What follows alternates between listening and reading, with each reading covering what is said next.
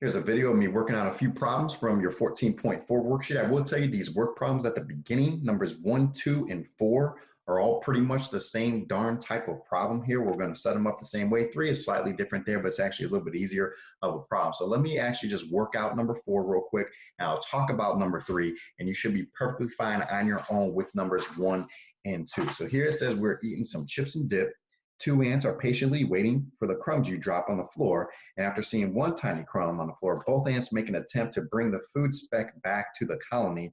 The force that the ants can pull is going to be 34 milligrams and then 38 milligrams. So those are the magnitudes, the force of those two vectors. And then that tells us the angle between the two vectors is 115 degrees. Approximate the resultant vector to the nearest hundredth. So let's just set this one up straight away from the beginning here. So it gives us, we have 2 ants, 2 vectors. So one vector tells us is going to be 34 milligrams. The other vector is going to be 38 milligrams. And then it tells us, and it doesn't matter if you switch that order around there, it's going to work out just fine. It tells us the angle between those two vectors is 115 degrees.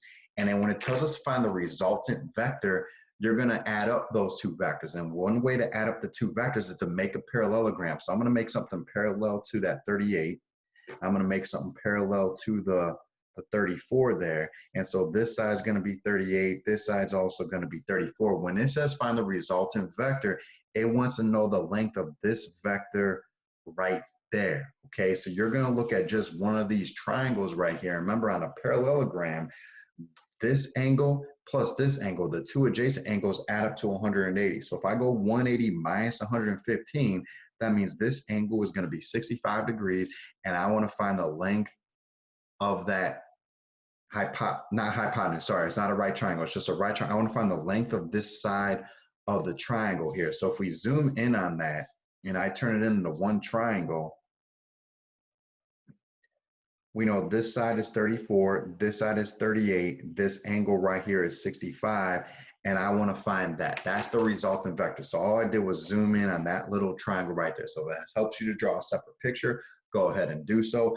But the biggest thing is sometimes people will go straight to using the 115. Draw yourself a picture, use the supplement of that, use the 65 degrees. Now right here, to solve that triangle, I need to use the law of cosine. So I'm going to go c squared equals, I'm going to go this side squared plus this side squared. So I'll go 34 squared plus 38 squared minus 2 times this side times this side. So minus 2 times the 34 times the 38.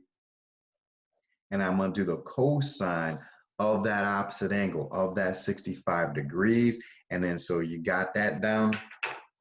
And then you're just going to plug that into the calculator. So I'm going to do the square root of all of that stuff right there to find the C. And it tells us to round it to the nearest hundredth. That's going to be 2 decimals, that second decimal spot there. So if we do that in the calculator real quick, I'm going to go, I'm going to hit my square root button first. I'm going to go 34 squared plus 38 squared minus 2 times 34 times the 38 times the cosine of that 65 degrees. Hit enter, and that's going to give me 38.83. If I round the 2 numbers after the decimal, I get 38.83, and my units on that are milligrams. So that is our resultant vector right there. So as you're doing numbers 1 and 2, exactly like I showed you in the notes, watch that video again if you need to, but you got that resultant vector there. So you could try number 1 and 2 the same exact way. You're going to be fine with that.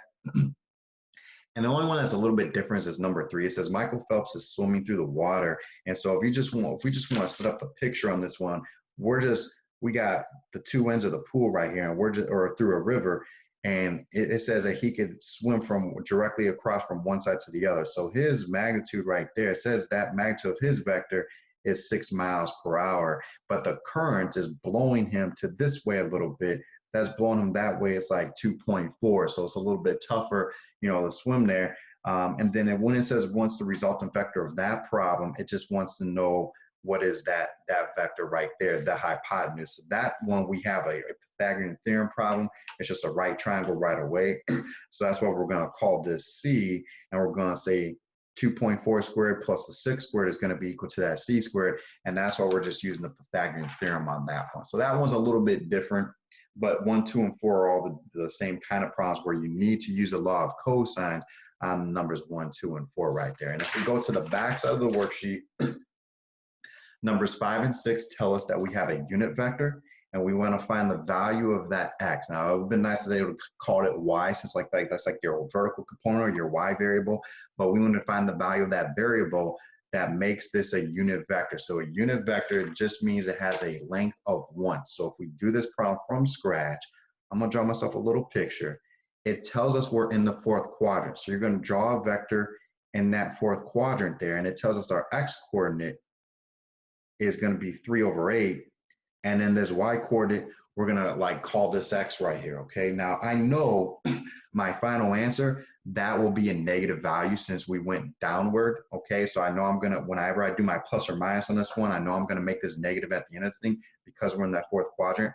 But when it tells us it's a unit vector, this vector is a unit vector, which means this vector has a length of 1.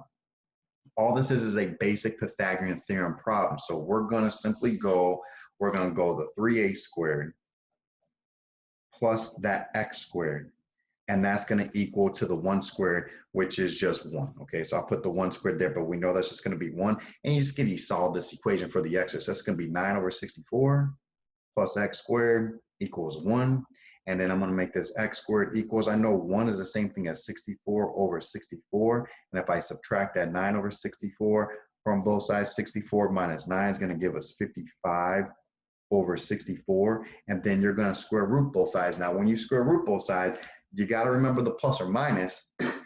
And I'm finding the y variable, the vertical component right here. I know it says x, but I'm finding that y coordinate because this was the horizontal, this is the vertical. So I went downward. When you plot a point in the 4th quadrant, that y coordinate is negative. So I know just because I went down, that's going to be a negative. And then the square root of 55 is the square root of 55. There's nothing else we could do with that. But then the square root of 8, or sorry, the square root of 64 is going to be 8. So I square root of both sides, square root of the top, square root of the bottom, and then just make sure you got to choose whether I'm going to use the positive or the negative.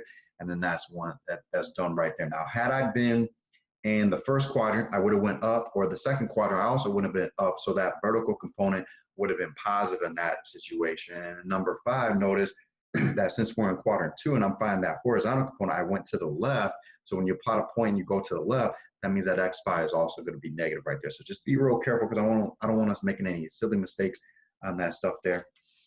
And then 7, 8, and 9 are all kind of the same problem. When you're talking about the cosine of theta between the 2 vectors, the angle between the 2 vectors, that's using this formula right here, okay? So let's just pick one. I want to pick number 7 just because it has radicals in there. I know number 9 gets a little bit trickier with the fractions, but you know, you could plug certain things into the calculator and just try to work it out. We could do that in class if we need to, or during our Zoom meeting if we need to right there. But when I see anything about the angle between the 2 vectors or the cosine of theta between the 2 vectors, right away I'm thinking about this formula. The cosine of theta equals a dot b over the magnitude of a times the magnitude of b. So if we do this problem, here's my 2 vectors. I got 1, 5, and I got -2, 1. So the first thing I'm going to need to do is find the dot product. So I'll go a dot b. So I'm going to go 1 times -2 plus the 5 times 1. And that's going to give us -2 plus 5. That's going to give me a +3 for the dot product. And I'm going to need both the magnitude of A and the magnitude of B. So just like I showed you in the notes there, when you do the magnitude of A, it's going to be the square root of the 1 squared plus the 5 squared. And that's going to give us the square root of 26 when you add those up. And then the magnitude of B, that's going to be the square root of the -2 squared plus that 1 squared. So it's going to be 4 plus 1. That's going to be the square root of 5. And then the angle between the 2 vectors, we're using this formula here. We're going to go cosine of theta equals a dot b over the magnitude of A times the magnitude of B. So we want to have that down. And then our dot product is what we found was 3. The magnitude of A was the square root of 26. The magnitude of B was the square root of 5. Now, since both of those numbers are inside that square root, I can multiply both of those numbers together, and I'm going to get the square root of 130. And again, this is what the cosine of that theta is equal to. And then I'm going to rationalize that real quick, get rid of that radical in the denominator. So we're going to get 3 radical 130 over 130. And you try to reduce that fraction if you can, but you can't reduce that anymore. So this is what the cosine of theta is equal to, and that's what the direction tells me to do. It says find the exact value, so no decimal, no rounding, the exact value of the cosine of theta, and I got cosine of theta was equal to that right there. Now this one doesn't ask for the theta, but if it did say what is that theta, what is the angle between the two vectors, then all you got to do is do the cosine inverse of that right there. I'll do the cosine inverse of that in my calculator, and it will give me the angle between those two vectors right there. So that's pretty much all the stuff we got to know how to do in that 14.4 worksheet. Cinnamon Toast Crunch.